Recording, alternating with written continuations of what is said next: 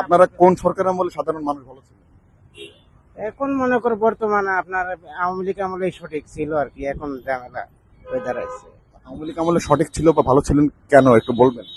এত যানজট একটু কম ছিল আর কি, ঠিক আছে। এখন উশৃঙ্খল বিশৃঙ্খলা আরো বেশি বেড়ে গেছে, আইন উশৃঙ্খলা পরিস্থিতি কোন দিকে দিকে চলে গেছে আর কি, আপনারা বুঝতে পারছেন।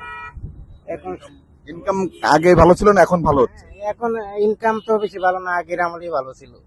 এখন তো সবকিছু বাড়তির দিকে চলে গেছে আর কি। আগের আমলে মনে করেন 500, 600, 700 টাকা কামাইতে পারছি, আর এখনো মনে করেন এরকম হয় না, ওটুতেও হয় না। 400 টাকা গাড়ি জমা দেওয়া লাগে, তারপর নিজের প্রফিট খরচা আসছে। আর এখন তো আপনি যে কথাটা বললেন যে আবার কি চান? আওয়ামী লীগ বিএনপি এখন এই দুটাই সঠিক থাকতে হবে, এই দুটাই রাখতে হবে, উন্নতি না আসার জন্যই অনুরোধ করা হলো আর কি, কথা বুঝছেন।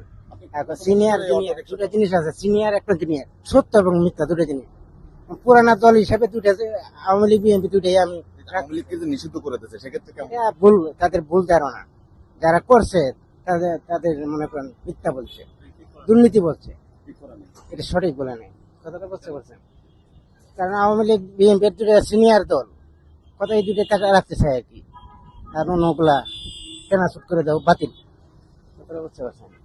আবারও কি আওয়ামী লীগ নির্বাচনে আসবে আপনাদের? হ্যাঁ, এরা দুজনের নির্বাচনটাই আমার কাছে ভালো লাগে, অন্যটি আমার কাছে ভালো লাগে না।